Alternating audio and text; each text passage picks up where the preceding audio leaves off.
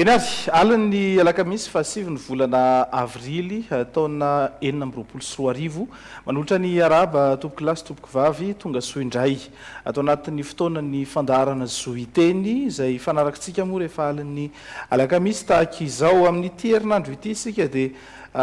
zany hoe ao arin'ny androany zany dia isy fandaharana zoiteny manokana amin'ny asabotsy alina ho avy izao moa zany izay iarahantsika amin'ny ministra ny tanora sy ny fanatanjahantena Alain Rassambany resahana ao anatin'izay moa ny resaka fikonan-dom-pirenen'ny tanora ho resahana ao anatin'izay anko ny hoe ahoana ny ahafahana mamerina ny fifampitokisana eo amin'ny tanora sy ny fitondram-panjakana izay rava tao anatin'ny fotoana lavalava nandritra ny fitondrana teo aloha amin'ny sabotsy zany aza tonoany izay fotoana antsika izay andraisantsika ny ministra ny tanora sy ny fanatanjahantena fa amin'ny ty alina ity sika dia manana vahiny na saina zany hoe efa na dia atao ary hoe tena fotoana fohy kely fotsiny ny atsona azy tao anatin'izao fandaharana izao dia atonga izy namaly ny antso andriamatoa andriatsizena benja urbain izy moa dia efa solom-bava-bahoaka teo aloha efa filoha-lefitry ny antenimiera ampirenena ihany koa izy ria efa amin'izao fotoana izao moa izy dia syndicat ndreo atao hoe agent retraité zany eo anivon'izay assemblée nationale izay izy koa dia secrétaire généraly ny fikambanana anankiray ihany koa ao anatin'izay misy vice président ny VFTM be dia be ilay casquette andriamatoa benja urbain fa fanontaniako aloha marina tolo ve zany tantaraiko zany misaotra ny namana Yarinanja dia misaotra koa ny technicien atao amin'ny dreaming marina daholo zany moa didi napetraka dia tsy maintsy zakaina zany eto amin'ny firenena eny ary amin'izao fotoana izao moa zany izy dia flou national ny antoko RPSD io antoko RPSD io efa ela ihany nandrenesana zany antoko hoe RPSD zany fa tiako antanina aloha antoko ohatroatra ny ahoana marina moa zany RPSD zany mbola velona ve zany amin'izao fotoana izao tore ihany koa fa tohatry ny efa nisy ny antso kongresy to tsy nisy toyany atao anatin'izay rehetrarehetra zay ahoana ny toe-java-misy amin'izao fotoana izao ny voalohany teny zany dia miarahaba ny vahoaka malagasy zay mijery ny télévision dreaming arabaina manokana ny mpikambana RPSD rehetra manerana Madagasikara tsara zany ny nametranao zay fanontaniana zay mba ahafahako mitondra fanazavana fohifohy hoe inona moa atao hoe RPSD Rassemblement pour la Social Démocratie io antoko RPSD io dia ny orina tamin'ny 20 janoary 2020 zany hoe taorina ny tolom-bahoaka no tarihiny professeur Zafy sy généraly Rakotarsson Jean ary ny pasteur Andriamajato Sara zany hoe efa lazan'ny otomany daholo zany tamin'izany andro zany dia ny filoha mpanorona an'io RPSD io i tompoko lay Pierre Tsiranana zany hoe zanaka Rahamatoa ny filoha teo aloha ny repoblika voalohany Philibert Tsiranana dia tamin'izay zany ny secrétaire généraly Andriamatoa Marson Evariste mbola velo izy zao dia io antoko RPSD io fa nanana vondrona parlementaire teo anivon'ny antenimiera pirenena zay moako ny afantarany ny antoko hoe velona sa tsy velona matonao zany manana olom-bofidy dia zay ny afantarana hoe antoko politika miaina ohatra ny antoko rehetra efa nanana be ny tanàna solom-bava-bahoaka amintsika miteny zao nandrosaka olona izahay be ny tanàna sy mpanolo-tsaina tamin'ny farany teo dia tsy nisy be ny tanàna lany moa fa ny mpanolo-tsaina maro ny voafidy zay ngamba ny tantara fohifohy dia amin'izao fotoana zao zany zany filoha fahatelo taorinan'ny tompokilay Pierre Tsiranana dia Andriamatoa Marson Evariste tamin'ny taona 2019 7 no ny antso anay sy ny secrétaire généraly lefitra ny Toliara Andriamatoa Limbaza Andriamatoa Marsona hoe oetinareo natoko fa efa be za zaho aloha tam'izay nanda ihany hoe efa tsy solo-mavambaoko antsony ny tenako a aleo ngamba ny oeto ihany ny antoko monsieur le président fa za eo akaikinao ihany tam'izany za secrétaire général national de tsy nety moa izy zany dia voatery zany tsy maintsy nanao taratasy zahay tany amin'ny ministère ny atany satria zay voalazan'ny loi sur les partis politiques ao amin'ny article 23 hoe raha misy fiovana fitantanana foibe toerana dia tsy maintsy mampandreny ministère ny atany de nanomboka tamin'ny 2020 zany a de ny vatatenako no filoha national vonjomaika ary ao anatin'ny déclaration d'existence annuelle ny antoko zany hoe tsy maintsy manao an'io zany ny antoko anankiray a mba tsy ho voafafa anatin'ny registre national ny parti politique zay ngamba tantara fohifohy a mikasika ny antoko RPST. Fantaniana tiako apetraka aminao avy hatrany aloha amin'ity alina ity a satria tsika miresaka hoe fanavaozana amin'izao fotoana izao nareo ihany koa isan'ny voy an'le resaka hoe fanavaozana tanteraka any Madagasikara. Tiako azavainao amin'ity alina ity hoe raha ho anareo ohatrotrany ahoana izay hoe fanavaozana tanteraka any Madagasikara zay a efa mizotra makany ve sika amin'izao fotoana izao? Ny fanavaozana tanteraka any Madagasikara dia somary fitopitsiniko ihany a betsaka ny vahoaka zany mangetetan'io betsaka ny mpanao politika mangetetan'io satria tadidio tsara ny namana arinaza fa ny olana nisy teto amin'ny firenena dia vokatry ny fifidianana zay voalohany indrindra dia eo koa ny toe-tsaina ny mpanao politika ary ny toe-tsaina ny vahoaka mila miova daholo io zany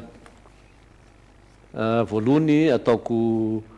hoe tsy azo ambaniana fa ny fitantanana firenena zany dia tsy miala amin'ny parti politika zany tadio tsara zay satria matoa misy ny loi 2011-012 mikasiky ny loi sur les partis politika io dia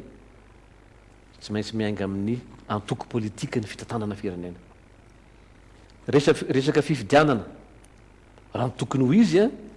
dia ny antoko politika no mpisehatra voalohany amin'ny fifidianana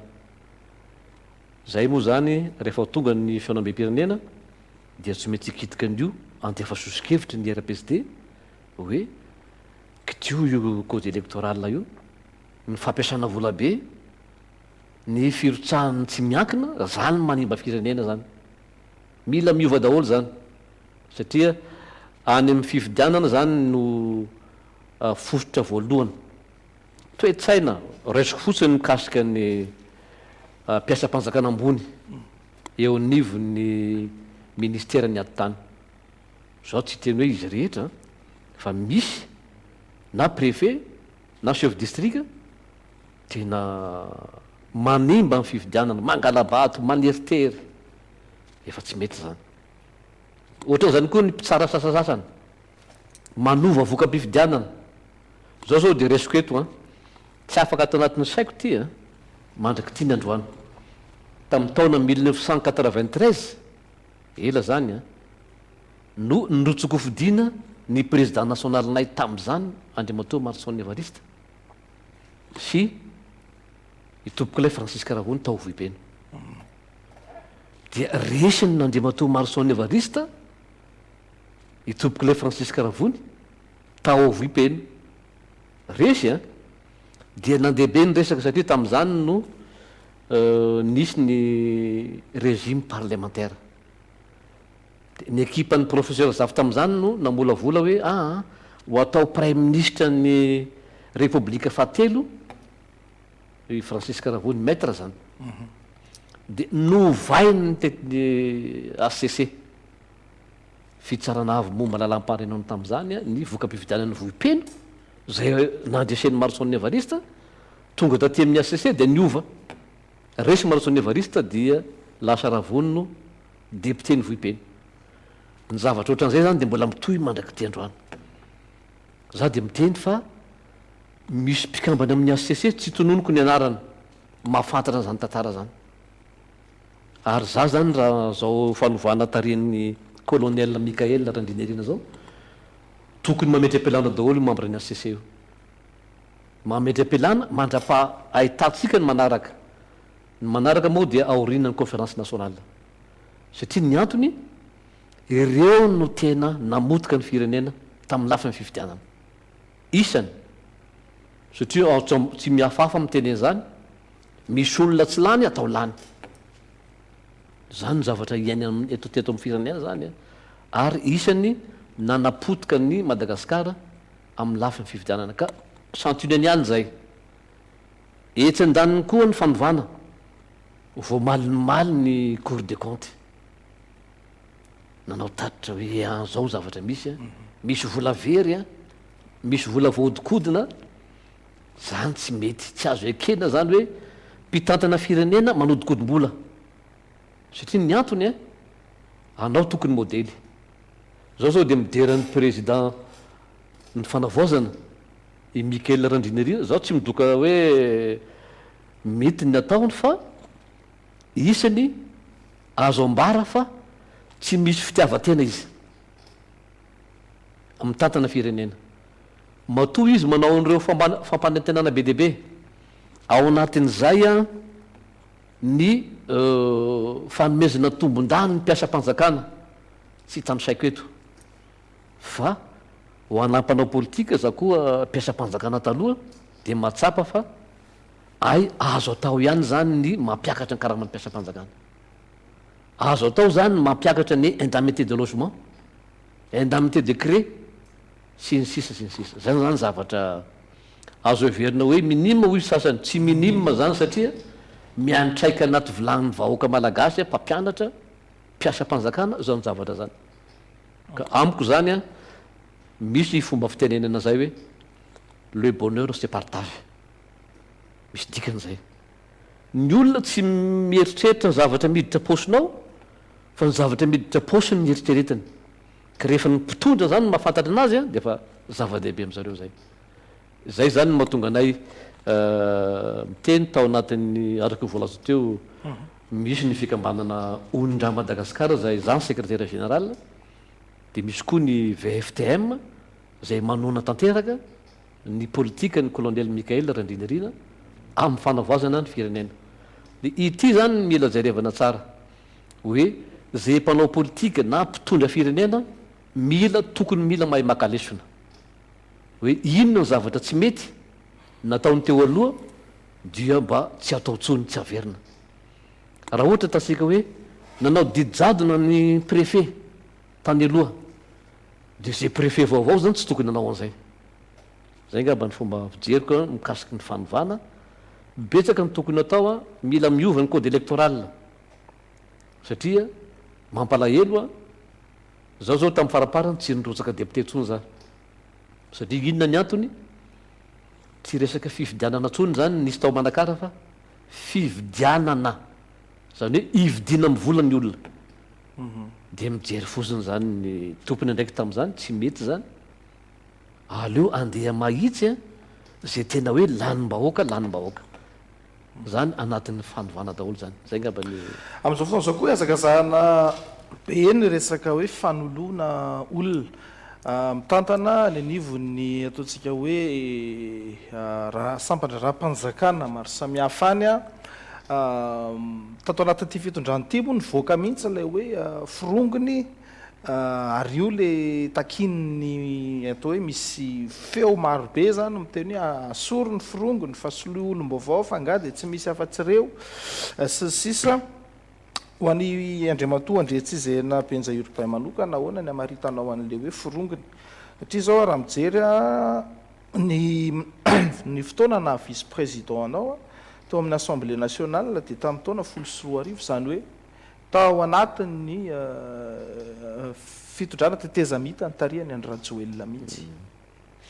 raha ohatra ka manaraka tantara politika nareo marina zay voalazanao zay tamin'ny tetezamita zahay daholo mako nanao ny lalàna rehetra nafatsika niditra tamin'ny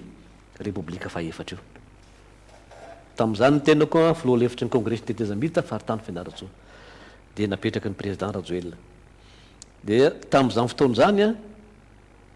nandeha ny tetezamita nandeha ny gouvernement ary misy zavatra mitamberina taon-tsaiko kely a fa betsaka ny mpanao politika tanatin'ny gouvernement tadidio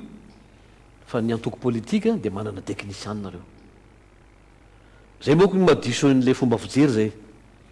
hoe raha ny teknisianina ny mpanao politika zany no mitenina mandray andraikitra amina toerana ray de efa tsy teknisianina ntsony izy zay fiveran'ny olona nefa diso be zay zavatra zay ny teknisianny any antoko politika no tena mahay satria sady voataiza izy a amin'ny politika no voafeny discipline du parti io discipline io mikoty be ny fitantanana firenena raha nandeha anao zany alohan'ny maliko ny fantaninao jereo moa ny président efa lasa korazana ny amiral Didier Ratsiraka vo mivoaka ny amiral Didier Ratsiraka de jereo izy daholo ny ao andamosiny fa olo tena mahatretre amin'ny politika ny manodidina anazy eo dikan'io a io no manolotsaina azy io zany fa rehefa tonga zany ny nahazo fitondrana zany ny président Rajoelina zara gaga fa ny dakany ambavafo daholo zahay tsy isy mpanao politika na nyray nanona anazy a nanodidina azy tao za moa zany tsy afeniko fa isan'ny malahelo raha nisy mpanao politika ny entouré-ny président tao tsy ohatran'io zavatra niseho satria tsy maintsy nambarana azy hoe zao tsy mety zao mety zao tsy mety za mba isan'ny teny tam'zany a fa anao vo miteny de hoe fahavalom-bahoaka io tsy namanao tsony io satria miteny marina anao zany zay zany mampalahelo efa farany ny président Rajoelina vo tonga saina angamba tadidinao iny anao mpanao gazety teny avoloha hoe anareo manodidina na misy mba manodalitra anahy hoe na misy raha tsy mety zany de hoe bravo président zay tsy mety zay fa raha tianao le olona teneno mahitsy teneno marina zao isan'ny teniny marina anankiray fotsiny resako taminy sy tamin'ny président mivantana tamin'ny ekipany ny talen'ny kabinetra ny fiadidinina ny république tam'zany izy mbola tsy nisy nina fiaina nazo anazy igny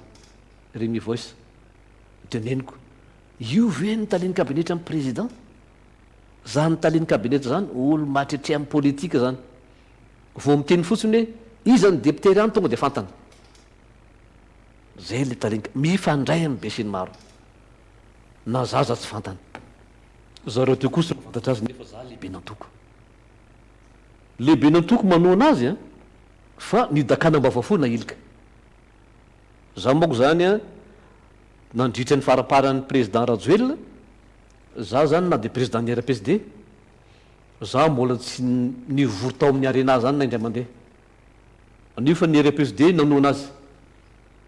inona ny antony na ilika za satria za mahitsy fiteny de naleoko nandeha tany amin'ny CLR niaraka tamin'ny C11 matoa zany za miseho miteny tsy teo anandrasa zay teo ananantsara fa afa mifandraisany zareo anazy hoe manohitra amin'ny président anao matoa anao miteny ny zavatra ohatran'izany de ohatrohatran'izay zany a ka raha miteny anao hoe teo akaiky ny président Rajoelina tamin'ny tetezamita tena marina zany A4 ane no nanendrena ray décret tam'zany za secrétaire général ny UDRC io zany groupement na parti politique maro nanoana amin'ny président Rajoelina io dia nipoitra tamin'ny UDRC daholo zany ny olona natao ministre ny akabetsahana satria manana technicien zahay na ny avi zany na ny leader fanilo zany na ny RPSD ta anatin'ny UDRC na ny TGV aza ta anatin'ny UDRC de ny fandaminana zany izy hoe izy ary ereto ny mahavita azy isaky ny antoko zay zany tiako tenena hoe tsy tokony amerina ny zavatra tsy mety tsony zany zay mpitondra efandimby aloha ao satria efa hita ny lesoka ary tsy napoiziny Rajoelina ane hoe hiala amin'ny fitondrana izy fa tampoka taminazy igny satria zahay zao efa voky lacrymogène tamin'ireny C11 regny tena nefa mbola ny ziriziry izy tamin'ny toerany rehefa nitsangana amin'izay ny tanora dia zaho miteny eto esorana ny tanora zenjed misy jeune RPSD koa ny anatin'ny zenjed JRPSD jeune RPSD any esorana izy ireo nitarika ny tolona ary ny afara tamin'ny fanampian'ny kapisaty zao dia miteny eto namany arinaja fa zavatra mbola tantara be raha tsy niditra ny kapisaty nanampy ny tanora zenjed mbola sarosarotra nanala an'iny teo ohatra fosiny zao tamin'ny C11 talohan'ny fividianana io C11 a nilahatra nidin-dalambe angambany lehibenareo voaratra tamin'ireny zavatra tiako tenenina raha nidina tamin'ireny ny kapisaty nanampy ny C11 tonga dia niala ny fitondrana tsy isy hevitra eo satria isorana manokana zany anao mon colonel Mikael Randrinerina nanana fitiava-tanindrazana tsy tantinao ntsony zany nahita n'le olona maratra voan'ny lacrymogène ny tanora nijoro anao fantako io colonel io mbola izy lehibe ny faritra tany Androy de aveo izy raha te moa zanaky Ankarimalaza district Manakara zao zany député tao efa fatapatako izy tamin'izany ka zay zany zavatra tiako ambara ao valiny le fanontanianao to zany hoe zany raha faritana le forongony a tsy voatery hoe zay niaraka zay efa niaraka tamin'ny filoha teo aloha rehetra de izy avy koa tsy voatery io satria tadedio tsara fa betsaka ny teknisianina mandeha amin'ny hitsiny tamin'ny fotoana na président ny Rajoelina tsy nanao TGV reo ary tsy nanao akanjo orange reo fa nijanona izy teknisianina ary ilain'ny firenena izy zay zany de tena miteny hoe tsy voatory forongony daholo ny rehetrarehetra fa zay mba hoe niaraka niraitsikombogomba taminy kosa anjara ny mpitondra ankehitriny mieritreritra an'izay zay nga mba fomba fahitako azy fa za kosa zany tsy azo ekena ntsony ny atao hoe valivaly politika mila miova sika zany amin'ny fitantanana firenena zao mino fa ny filohan'ny teteza mita filohan'ny fanavaozana mpiandry tsy hoanana valifaty politika zany io fa alao zany zay hita fa tena hoe voamarina nanao tsy mety de tokony mizakan'ny sahazan'izay izy zany zao de tena ideraiko ny namana mpitarika politika io Edgar Razavindrava na mety ampelandra izy ianao zany raha vao matsapa-tena fa hoe nanao hoe akaiky ny mpitondra teo aloha na nanao ny tsy nety dia tsy raha nanao mety ampelana ary zany tsy midika hoe zay olona rehetra nanoana ny Rajoelina dia forongony daholy tsy marina zany fa misy ihany kosa ny olona teny ilaina na ao amin'ny assemblée nationale any misy an'izany misy olona teny ilaina nanona ny président Rajoelina fa misy kosa olona de tena hoe efa tsy ilaina ntsony ty satria efa hitany ny zavatra natao tao amin'ny fitondrana fa miresaka assemblée nationale ihany ianao fa niresaka tanora ianao nisy atao hoe vondrom-pitolona moa no nambarandry zareo tamin'izay nisy vondron'olona zany nanao fanambarana nangataka naome roa mifitopolora mory zareo tamin'izay ary nanjavina moa nytoy ihany hoe ohatrohatry ny ahoana fa de hoe angataka zany zareo ny hoe andravana ny assemblée nationale ahoana ny hevitry penja urbain ndriatsizehena ianao efa atao anivon'io assemblée io koa amin'ny vanim-potoana ohatr'izao ve tsy maintsy angatahana foana zany hoe raha vao ny assemblée nationale raha matadidy anao namana arinanja dia nanao sonian'ny accord politique zahay tao amin'ny Kanjabaria dio anatin'io accord politique io dia milaza fa raha vao daholo ny androm-panjakana rehetra raha vao lalam-pandroenana ny repoblika fa efatra iny zany dia karazana tolo-kevitra iny fiangaviana iny fa inona moa ny force politique anananay antoko politique zato mahery nanao soniny le accord tsy manana force zay fa ny manana forsa dia ny vahoaka, ny manana forsa dia ny filohan'ny fanavaozana ny repoblika ny Madagasikara. Raha tadidinao izy nanao fanambarana teny amin'ny terem-bosiritra hoe rava zao afa-tsy zao, ka iditra amin'izay zany ny tenako hoe ny filohan'ny fanavaozana ny colonel Mikael dia efa mazava ny position raisiny fa mbola lalampanorenana ny repoblika fahaefatra no ampiasainy. Zay zany ny dika fa tsy tokony isy afaka andravan'io androm-panjakana voalaza. Fanambarana kosa tany fianaran-tsora tafa tamin'ny vahoaka tany. Tena zay mihitsy ny tena marina zay, satria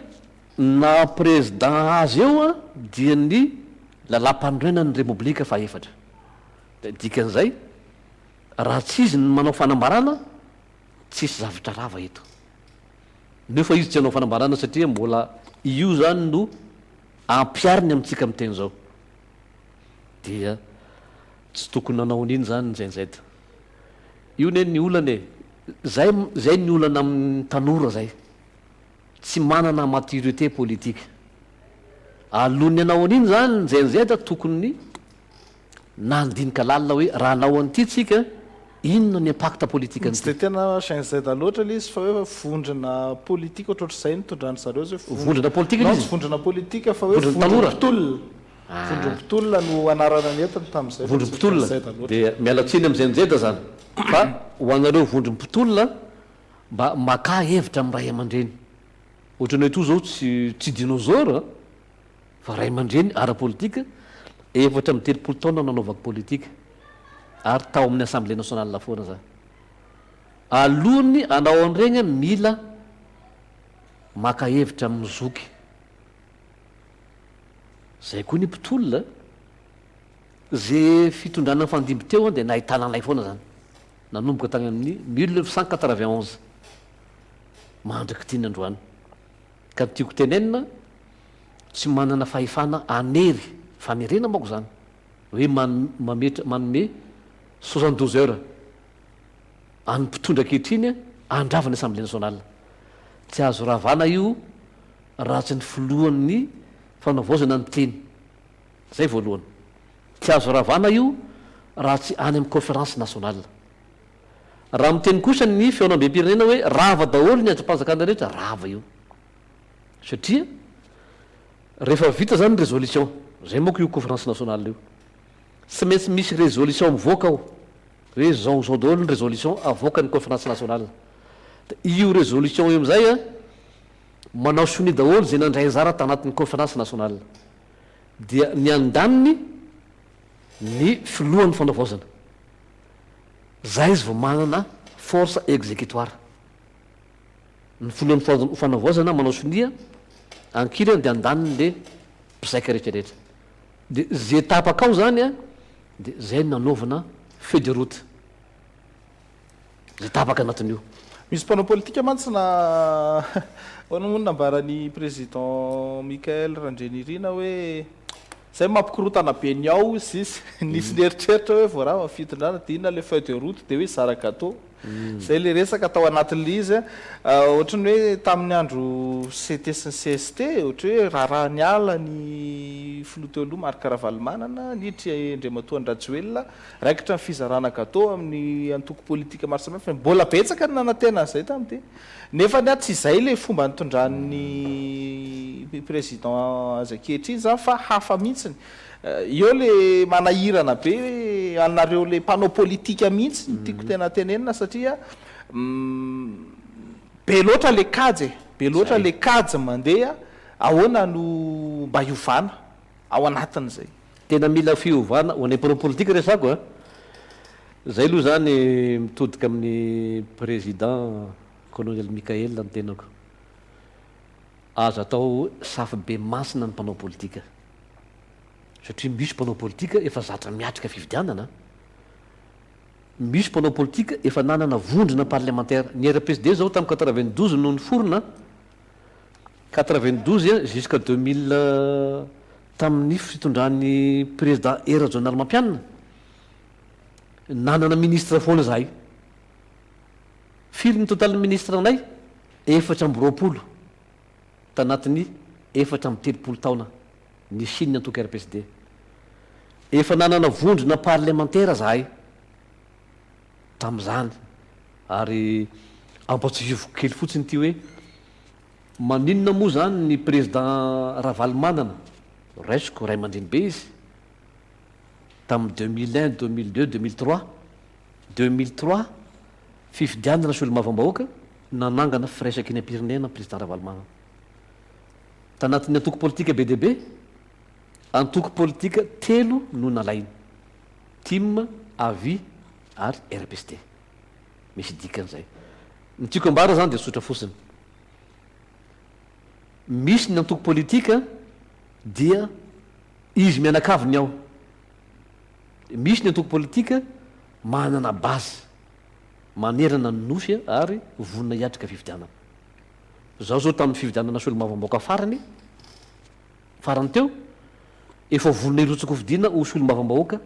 tao Manakara tamin'ny lista RPSD. Zay moako ny antoko politikako. Dia nitambitambazina zany ny RPSD nakany amin'ny Armada. Tady tsara teniko ty any amin'ny Armada, tany amin'ny Arena, plateforme io. Rehefa tonga tany ny RPSD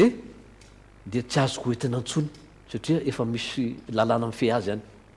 mifehy ny plateforme, dia tsy afaka nirosaka zany. Nanona olona za, rehefa tsy afaka nirosaka dia nanona indépendant. Za tsy nanoana ny candidat ny Firaisankina, tsy nanoana ny candidat ny Irmara, fa indépendant toanako. Dia mbola tonga tany Manakara koa zany ny lohan'dony mpisorona taty amin'ny Arena, naneren'le candidat nitoanako hoe aza mirotsaka anao, dia nidésiste le candidat. Farany za zany dia nijanona tanteraka,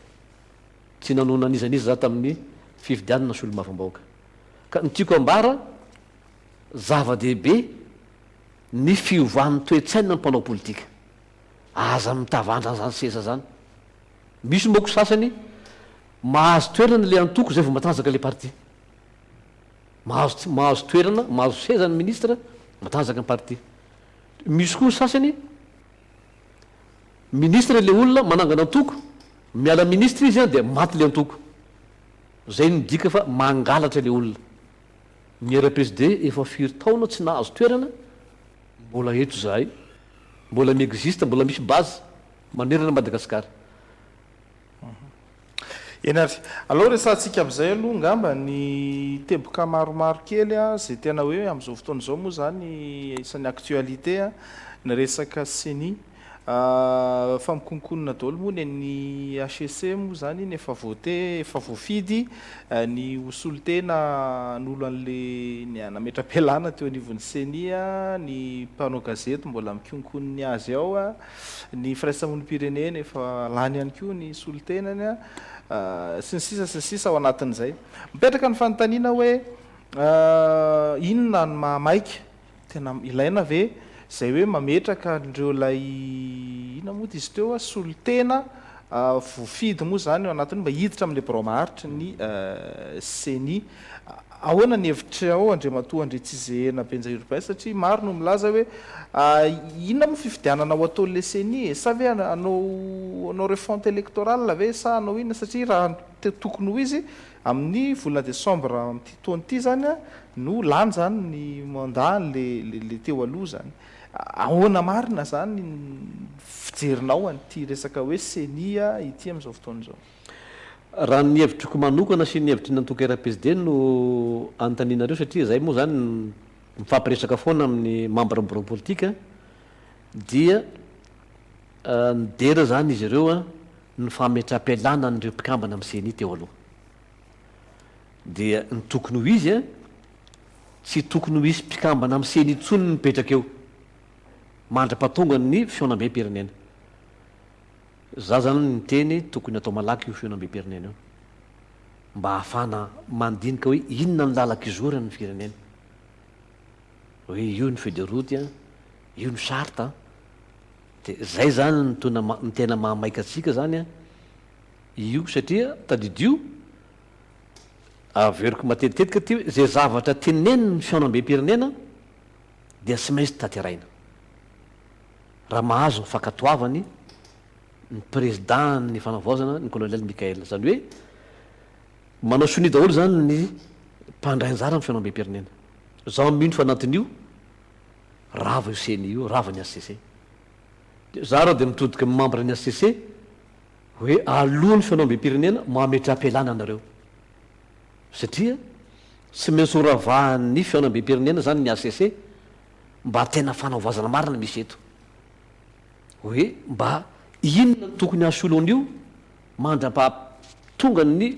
mpitondra vaovao amin'ny 5e république dia miombokevitra amin'ny namana membre bureau politique ny tenako a tsy tokony nisy trony zany hoe ho fanolonan'io membre ny CNI amin'izao fotoana zao sao dia satria ma tsy memetratra sao dia misy mieritreritra hoe androm-panjakana le CNI ka hoe tsy azo foananaata nefa ny CNI tsy androm-panjakana CNI fa rafim-panjakana rafim-panjakana rafim-panjakana io mitovy amin'ny ACDDED ny androm-panjakana to 10 any ny androm-panjakana tavela zany zao a ny ara-dalàna teo aloha dia ny assemblée nationale sy ny ACC dia ny primature moa zany efa premier ministre ny fanavaozana io fa ny taloha tamin'ny andro ny président Rajoelina dia anakiroa zany no assemblée nationale sy ny ACC zay ihany ny androm-panjakana ka za mino fa aorina ny fataperan'ny fiaonam-be-pirenena dia ho rava daholo io na ny assemblée nationale na ny ACC indrindraindrindra mo CNI dia inona zany ny andanina fotoana anao fifidianana ametraka solotena sisa ao anatiny ao tsy maninona io zay apetraka eo na atatsika hoe enim-bolana na atatsika hoe ray taona anomana fifidianana ataovy ny fifidianana zay araky ny lalàna zay napetraka tany amin'ny CNI satria raha vao tonga zany vao mivoaka ny fanapa-kevitra ataon'ny fiaonam-be-pirenena dia misy eo zany karazana feuille de route misy olo ny lalam-pandroenana dia zay mitondra anatin'ny fotoana fohy a azo atao lavabe io fa atao fohy amin'izay tonga dia hoe miditra amin'ny fifidianana amin'izay be dia be moa zany ny sosikevitra hoe ataovy hatraty ambany ny fifidianana hatrany amin'ny fokotany misy koa miteny hoe tonga dia ny filohan'ny repoblika ny fidio arakaraka zay tapaka ny be sy ny maro eo fa tsy maintsy misy mpanao lalàna eo tadio tsara misy olon'ny ACC misy olo ny assemblée nationale sy ny Sénat anatin'ny fotoana fohy io zany ny anankiray koa mandeha ny resaka hoe misy rafitra tahaka ny CFM zay betsaka ny teny hoe tokony velomina amin'izay satria amin'izao fotoana izao ny tokony tena hiasan'ireny bebe kokoa raha ny hoe mission tokony efa napetraka zany tao anatin'izay ahoana ny hevitra ao za tsy miombokevitra amin'izany satria aleo aloha zany atao zay ampalaky ny fiaonam-be-pirenena dia ny fiaonam-be-pirenena manapaka an'izany amin'izay tsisy mikorotana atsika zany tadidio tsara hoe anendry ny CFM manao amin'izao avy ny fiaonam-be-pirenena dia ravako io ny gouvernement ny azo atao an'izay fa raha rafitrafa aleo aloha tonga dia miandry ny hoe feo avy any amin'ny vahoaka feo avy amin'ny mpanao politika feo avy amin'ny société civile ny mpitondra fiovana no atao eo dia zay tapaka eo tabaka resaka se fokotany ihany koa amin'izao fotoana izao andriamatoa andretsizena benja urbain dia mandeha ny adevitra hoe fidio sasa miteny hoe aloha tendreny sy ny sisa kanefa misy miteny hoe tena mbola fanambogoavana ho an'ny fitondram-panjakana ny ametraka an'izay hoe lamina vaovao eny anivo ny fokotany zay zay mbola nitendreny ny fitondrana teo aloha avokoa ny akamaroany ndreo le mitatana ny fokotany amin'izao fotoana izao ahoana hevitra ao ny hevitra nay antoka RPSD zany raha chef pokotany amin'io ny naminarin'aza mbola misy chef pokotany tamin'ny andro ny président Ravalomanana mbola chef pokotany amin'izao efa tokony hiova afaka manova ny fitondrana ankehitriny fa ny manapaka farany dia ny fiaonam-be-pirenena ihany hoe ifidina ve ny chef pokotany sa tendrena raha ny hevitry ny RPSD alao fidina chef pokotany ary ny chef pokotany dia tokony hirotsaka amin'ny alalan'ny antoko politika fa tsisy hoe chef-pokotany amin'ny alalany tsy miankina zany tsy mety zany manomboka amin'ny chef-pokotany zany dia tokony miditra amin'ny antoko politika zay te hirotsako fidiana be dia be ny antoko politika afaka idirany tsirairay dia mirotsaka any zay le fanovana zay satria taloha zany tendrena zay tetehany filoha republika zay mampetipetry ny politika ny mpitondra dia zay zany no apetrany eo kanefa tsy mety zay aleo ifidina ny chef-pokotany dia anjara ny vahoaka mifidy io chef-pokotany io ity ny mety aminay ahoana kosa mora hoe olona tsy vonina hiditra amin'ny antoko politika ny laniny vahoaka ka rehefa lalàna dia zay ka rehefa lalàna tsy mety ohatrany lalàna rehetra io hitanao zao hoe ny caution 20 millions d'ariary zay lalàna dia tsy maintsy mandoan'igny anao na tianao na sy tianao zany hoe lelampifidianana zany eritreretanao mihitsy ho voakasika hatrany amin'ny voakasika ka satria ne zany fokotany zany ane tena zany fototra tokony hiditra anatin'ny vondrom-baoaka paritra zany tena fototra départ zany ary tafiditra anatin'ny lelam-pifidianana ny fomba fifidianana ny chef-pokotany dia alao zany tena hoe aneo safidy ny vahoaka amin'izay moako zany tsy misy vahoaka menimenina midina an-dalambe hoe tsy mety aminay io fo chef-pokotany napetraky ny lehibe ny distrika io fa ny anay iranina efa tsy mety zay aleo ifidina zany ny chef-pokotany amin'izay olo-mofidy ny chef-pokotany dia manana fahefana izy tsy omeny endamy tetsony izy fa omena karama chef-pokotany roviana no satria raha zany dingana tena ianao zany mety mbola lavidavitra tsy lavitra zany zany ane efa voaomanatra amin'izay no ny antoko RPSD fa manana an'izany tolo-kevitra zany fa ny fandaniana azy sisa hoe ampidirina fotsiny zany amin'ny commission politique rehefa avy ny fikaroan-doam-pirenena dia ny commission politique zany mandefa ny soso-kevitra ao anatin'ny conférence nationale dia lanina izy ena fifaraparana amin'ny fandarana sika tapaka tamin'ny filakevitra ministra Omaly moa zany fa ny antso ny solombavambahoaka ivory tsy ara-potoana moa zany gouvernemanta anlora ny prime ministre ny gouvernemanta amin'ny ankapobeny zany ny politika ny PGE zany ny PGE ny fanavaozana ao anatin'izay inona ny ataontsika hoe andrasana ao anatin'izay ny PGE moa zany lalàna io rehefa hoe voatendry anatin'ny ray volana ny prime ministre tsy maintsy mandalo assemblée nationale amin'izao moa zany tsisy ny sénat dia assemblée zany no mpanao lalàna eto normal be zay fa ny zavatra andrasan'ny vahoaka zany dia hoe inona ny zavatra voakasika anatin'io PGE io ny prime ministre moa niteny fa hoe nisy fanovana ny PGE zava-dehibe zay fa ny zavatra andrasan'ny vahoaka dia hoe inona ny lahara-pamena amin'ny fitondrana fanavaozana ankehitriny ny lahara-pamena amiko dia ny sosialim-bahoaka sahirana ny vahoaka amintsika miteny zao akoatra ny sosialim-bahoaka dia ny rafitra rehetra makasika ny resaka lalana io zao ny sosialim-bahoaka ny lalana ny fambolena ny fiompiana ny insécurité zany zavatra mampikolay ka tsy miandry rafitra ara-dalàna zany fa natetezam-bita afaka miady amin'izany ohatra fotsiny hoe io ataon'ny fitondrana fanavaozana io mijery ny zavatra maharary any Tomasina dia mba mila jerena koa zany ny fanaovana barazy zany ny zavatra mampikolay ny olona hoe mba ajanony amin'izay ny fanafarana vary fa mba jereo ny fambolena telo volana ane zany dia efa tokony hamokatra ny vary i Madagasikara midadasika malalaka sady tany mamokatra fa ny mpitondra misy zany tsy manana volonté politika hijery ny tantsasy ny mpiompy mila jerena akaiky io zany inona koa ny mety makivy ny mpiompy ny tsy filaminana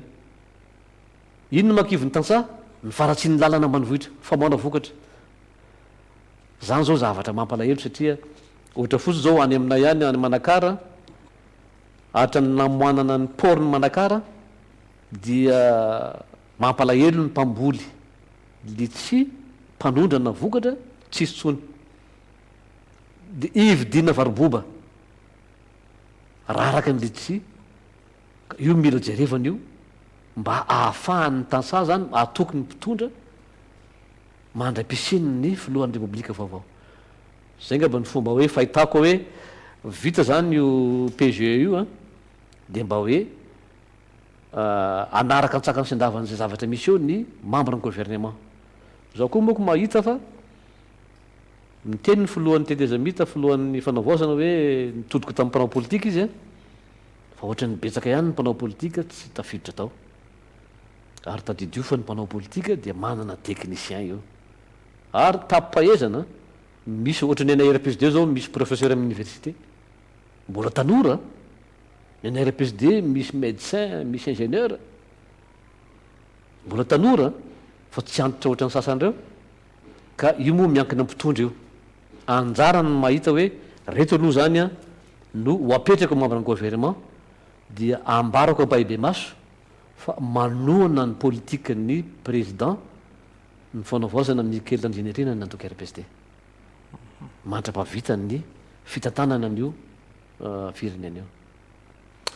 enary ankasahana be deaibe ianao nitondra faneho-kevitra teto amin'ny fandarana zoiteny tamin'izao alina izao a sorana be deaibe ho a satria fotoana fofo kely any nitsonanao a kanefa dia tonga izy a nitondra n'izay faneho-kevitra izay enary mbola manana 2 minitra isika hitondranao ny afatra na ny ampitinana zay tao hoe voalaza teo zany ny afatra tiako apetraka farany namana arinazy amin'ity fandarana zoiteny ity a dia misaotra ny miaramila ny kapisaty misaotra ny miaramila ny kapisaty natsapa satria tadidio fa zay ny tena nanoro-hevitra ny président Rajoelina ohatriny vakiny loha zay moa zany a nasefo-pokotany zany a tsy azonay nefa zay anaty plateforme ny RPSD raha ny tokony ho izy a tamin'ny fifidianana solom-bavambahoaka tokony tafiditra tanaty plateforme irimara ny RPSD fa nailika tsy nampidirina zany moa tsy mampalelo anazy zany satria zay ny fanapa-kevitra mpitondra fa ny tiako apetraka fotsiny a dia mitodika amintsika rehetra na ny vahoaka io a na mpitondra io a na ny mpanao politika io a aoka zay ny fitiavatena aoka zay a ny gaboraraka satria betsaka ny mpangalatra mpanodikodim-bola mpanjakana za tsy teny a hoe iza fa anatra ho an'ny rehetra zany zay mieritreritra hitondra firenena jereo ny vahoaka io a no manome vatonao a dia fataro a ny zavatra marary ny vahoaka mety hoe misy ny vahoaka leo mpanao politika marina zany mitodika amintsika mpanao politika ovao fomba famindra esory ny fitiavatena fa aoka mba samy hotetanindrazana zay ngamba ny afatro dia samia manao ny aina-tsy ho zavatra manoana ny mpitondra ankehitriny a mba hahafahantsika hiatrika ny conférence nationale ampitoniana mba samy maneho ny heviny rehetra ka zay tapakeo a dia zay no hitondrana ny firenena ho any amin'ny repoblika fahadimy misaotra tompoko enary ankasahana be deaibe andriamantoa andriatsizena benja urbain ny vahiny teto amin'ny fandarana zoiteny tamin'nyity alina ity a mankasitraka atsika tany atokantrano ihany koa nanaraka ny fandarana hatramin'ny farany a ny zoiteny manokana zatonona ny sabotsy alina manomboka amin'ny 7 ora sasany alina andray ny ministra ny tanora sy ny fanatanjahantena ny fandarana zoiteny mandrapitafa tompoko